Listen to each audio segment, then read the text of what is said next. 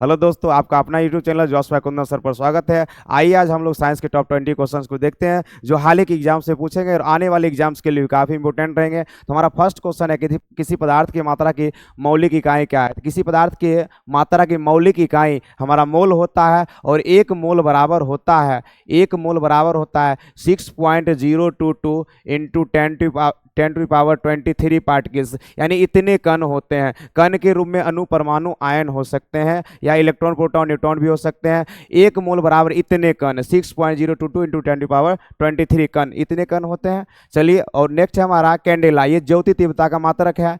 Kelvin तापमान का मात्रक है। मीटर किसी भी प्रकार के दूरी या लंबाई का मात्रक है। आइए हम लोग आते हैं नेक्स्ट क्वेश्चन पर।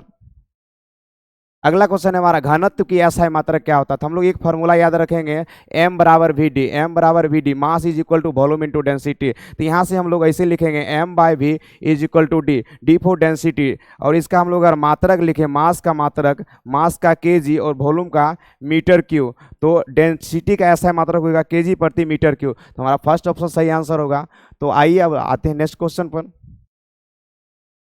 अगला क्वेश्चन है हमारा, निम्न में से किसकी विमा रैखिक संवेग की विमा के समान होती है। तो संवेग का विमा और आवेग का विमा, आवेग का दोनों का डायमेंशनल फार्मूला सेम होता है और ये इसका डायमेंशनल फार्मूला MLT-1 होता है।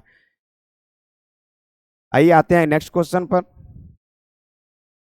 अगला क्वेश्चन है, इलेक्ट्रॉन वोल्ट डैश की इकाई है। इलेक्ट्रॉन वोल्ट जो है हमारा ऊर्जा का मात्रक है। इलेक्ट्रॉन वोल्ट हमारा ऊर्जा का मात्रक है और एक इलेक्ट्रॉन वोल्ट बराबर 1.602 इंटू 10⁻⁻19 जूल, इतना जूल होता है। एक इलेक्ट्रॉन वोल्ट बराबर 1.602 इंटू 10⁻⁻19 जूल होता है।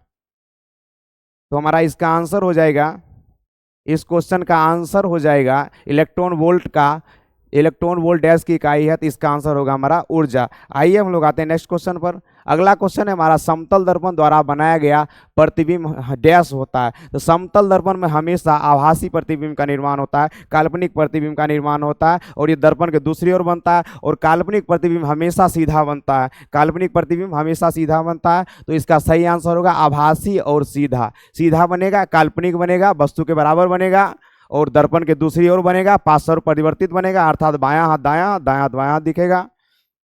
आइए हम लोग आते हैं नेक्स्ट क्वेश्चन पर। अगला क्वेश्चन है हमारा, दिश धारा की आवृत्ति कितनी होती है। दिश धारा की आवृत्ति शून्य होती है, क्योंकि इसका ग्राफ अगर देखें तो ये इसका ग्राफ होता है और एसी करंट का ग्राफ देखें, एसी करंट का ग्राफ ये ऐसा होता है। यानी इसका उच्च मान और एक निम्न मान होते रहता है, जबकि इसका मान कांस्टेंट है, इसलिए इसका जीरो हम लोग लेते हैं। और इसका अगर एसी का पूछा जाए, एसी का भारत में एसी करंट का आवृत्ति जो 50 हर्ट्ज होता है, अर्थात ऐसा कह सकते हैं ये 50 बार अपने उच्चतम मान और 50 बार अपने निम्नतम मान पर पहुंचता है। अगला प्रश्न है हमारा, एक आईपी एड्रेस में कितने बिट्स होते हैं। तो आईपी एड्रेस यानी इंटरनेट प्रोटोकॉल, आईपी एड्रेस का मतलब है हमारा यहाँ पर इंटरनेट प्रोटोकॉल। और एक आईपी एड्रेस, ये आईपी एड्रेस दो टाइप का दिया गया है, दो टाइप में। फर्स्ट टाइप में अगर आईपी एड्रेस 4 लें तो हम लोग इसमें 32 बिट्स होते हैं और आईपी एड्रेस 6 में 128 बिट्स होते हैं। आइए हम लोग आते हैं नेक्स्ट क्वेश्चन पर। इसका हमारा आंसर होगा डी। अगला प्रश्न है हमारा, लेजर का आविष्कार डैश ने किया था। लेजर का आविष्कार टीएच मेनन नामक वैज्ञानिक ने किया था। लेजर का आविष्कार टीएच मेनन नामक वैज्ञानिक ने किया था। अगला प्रश्न हमारा, उष्मा का एक कुचालक धातु है। तो सीसा उष्मा का कुचालक है। सीसा हमारा उष्मा का कुचालक है और सबसे सर्वोत्तम चालक, उष्मा का सर्वोत्तम चालक चांदी हो जाएगा। अगला प्रश्न हमारा, किसी पदार्थ की सामग्री का घनत्व उसके द्रव्यमान को डैश से विभाजित करने पर प्राप्त होता है। किसी पदार्थ की सामग्री का घनत्व हमको प्राप्त करना है, तो वही फॉर्मूला m बराबर वी डी। हमको घनत्व प्राप्त करना है तो द्रव्यमान को किससे विभाजित करें, किससे विभाजित करेंगे तो आयतन से विभाजित करेंगे, तब हमारा आ जाएगा घनत्व। अगला प्रश्न है हमारा, तरल अवस्था में पाए जाने वाली धातु है। तरल अवस्था में पाए जाने वाली धातु हमारा मरकरी है और तरल अवस्था में पाया जाने वाला वो धातु ब्रोमीन है। अगला प्रश्न है, यूरिया में नाइट्रोजन किस रूप में रहता है। यूरिया का अगर आणविक सूत्र देखें NH2 CO NH2, NH2CO NH2 और ये हमारा एमाइड ग्रुप कहलाता है। ये NH2CO NH2 ये CO plus N2 CO N2 ये हमारा एमाइड ग्रुप है। तो यूरिया में नाइट्रोजन एमाइड के रूप में रहता है।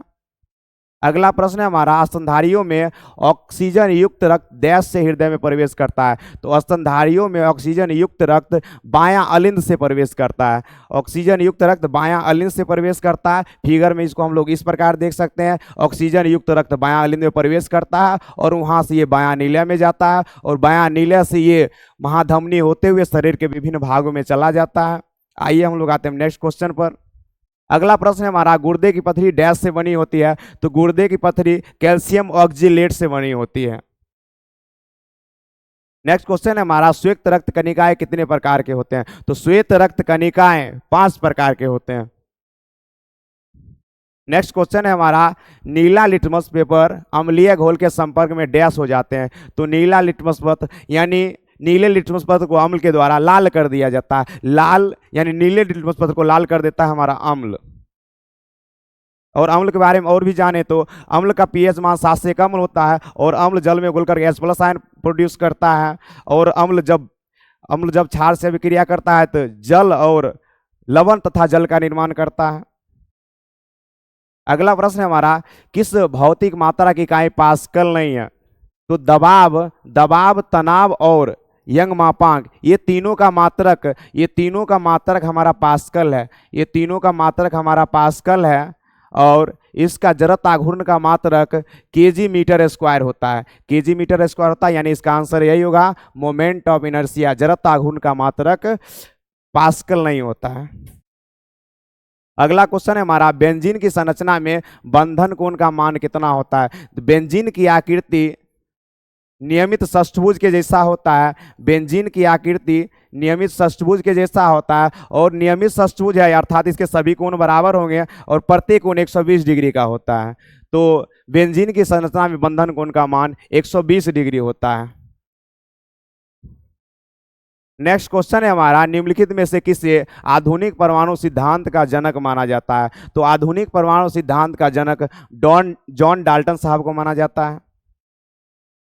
नेक्स्ट क्वेश्चन है हमारा, एक तत्व की परमाणु संरचना परमाणु संख्या डैश से निर्धारित होती है। तो किसी तत्व की परमाणु संख्या उसके नाभिक में उपस्थित प्रोटॉन की संख्या से निर्धारित होती है। यानी किसी परमाणु के नाभिक में जितना प्रोटॉन रहेगा वही उसका परमाणु संख्या रहता है, वही उसका परमाणु संख्या कहलाता है। और नाभिक में जितना प्रोटॉन और न्यूट्रॉन दोनों को मिलाकर के उस द्रव्यमान संख्या निर्धारित होता है।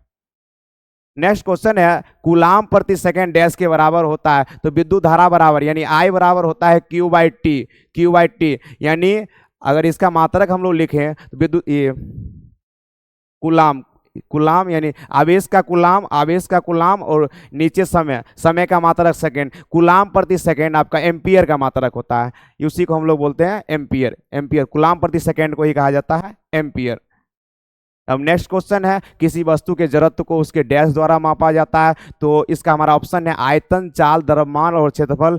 आप लोगों को कमेंट सेक्शन में इसका आंसर देना है। और आज का वीडियो कैसा लगा आप लोग कमेंट्स कीजिएगा। हमारी वीडियो को देखने के लिए धन्यवाद।